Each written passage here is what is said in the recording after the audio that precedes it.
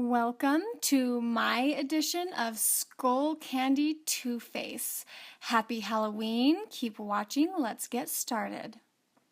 And here is my bare face, and if you can't tell, I'm a little bit excited to be doing this.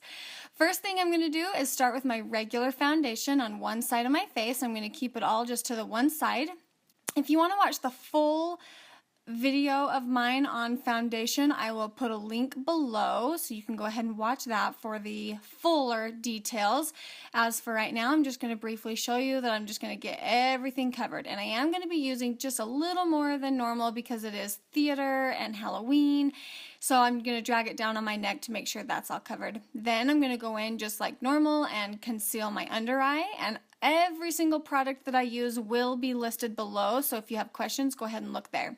I'm going to set my under eye with a powder like I always do, making sure that I get the eyelid as well. Then I'm going to do a little bit of contouring on the cheeks, my upper forehead, and later I did go down just the center of my, or the sides of my nose just a little bit, and then underneath my lip as well. And then I'm going to blend, blend, blend, blend, blend, blend, because that's the key to contouring, is blending. I don't show you too much, but you'll get the point here. And holy moly, did I add too much bronzer on my cheek. So, like I said earlier, blend, blend, blend. And it ended up looking really good in the end, so that's okay. I'm going to add a little bit of highlighter, and this is my favorite highlighter that I use almost every day. It's a Mercier, and it will also be listed below along with everything else. I'm going to fill in my eyebrows, or my eyebrow. Make sure you comb through them as you go because that is key and it helps them look a little more natural, but let's get real. My eyebrows, they don't look natural. Well, because they're not. I'm going to add a little highlighter underneath my eyes. I'm just using an eyeshadow to give it that crisp line. Then I'm going to set them with my clear brow gel. And on to the fun part. I'm a little nervous though. I'm going to draw my line. I didn't want it to go straight down the center of my face, but that's kind of how it ended up being. I'm just going to, I wanted it to go on an angle, but it didn't quite work that way. Okay, now you can use your white face paint, and you don't just have to use white face paint. There's several things you can use. You can use Ben Nye face paint. MAC Face and Body has a really light paint you can use. KRYOLAN has a good one. Estee Lauder has a foundation called Bone, and it is very, very pale. So if you're looking for more pale and not just white, you can look in the Estee Lauder or Makeup Forever. Their lightest shade is very light.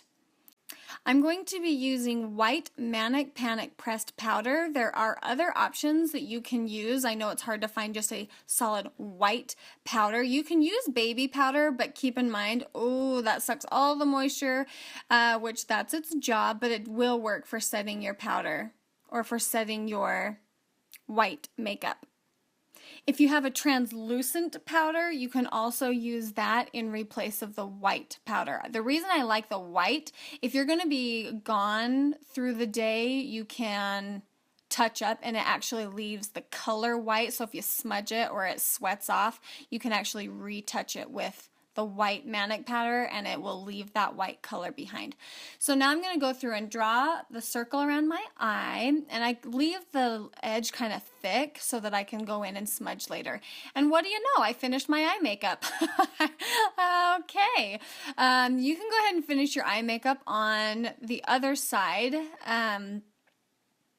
You can do it however you want. I wanted to keep it really pretty and light on that side to be complete opposite of what I was doing on the Skull Candy side.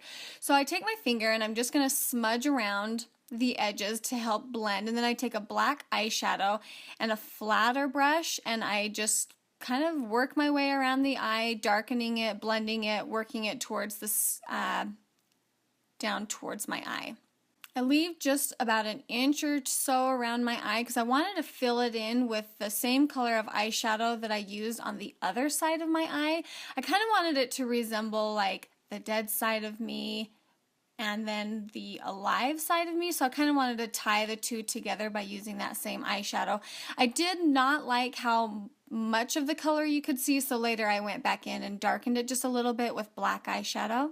I'm going to take the same black eyeshadow that I used on my eye, and I'm just going to use it as kind of a contour. It kind of shows up as gray on top of the white. I wanted a more crisp line, so I took that Manic Panic powder and I crispened up that line just around the bottom part, kind of giving it that hollowed out dead look, which I think is very cool. I'm going to take a liner and just line my eyes, top and bottom.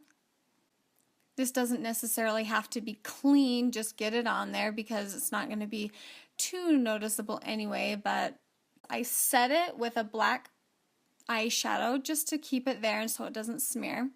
Now on to the nose. I tried keeping it in kind of a triangle shape, you know how the skulls look, that kind of triangle look.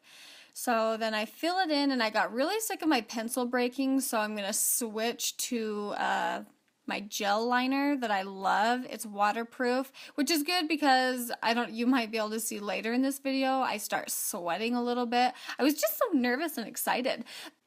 And then even though I smudged that line, I wanted it just a little darker, a little more clean, and so I touched up my line, and then I started on my lips. I only started about halfway into my lip because I wanted it to look much more skinny than my natural lip is. Not like I've got big lips anyway. But then once I've got my lips filled in, I just kind of take from the corner of my mouth and I drag it up to about halfway through that grayish black contour and just kind of let that pencil fade off of your skin. And then you can start your stitches line. Some people keep their stitches straight up and down. I like to keep mine not so perfect because let's face it, if someone's stitching up your face, they're not doing a perfect job. Straight up and down, they're not going to leave those scars looking nice. So you can have them however you choose. I'm just going to go in and darken a few of those lines. While I'm doing the decorative side of my face, I'm going to tell you just a little bit about the history of the Day of the Dead. Day of the Dead is an interesting holiday celebrated in central and southern Mexico during the chilly days of November. 1st and the 2nd, they believe that the gates of heaven are opened at midnight on October 31st, and the spirits of all the deceased children are allowed to be reunited with their families for 24 hours.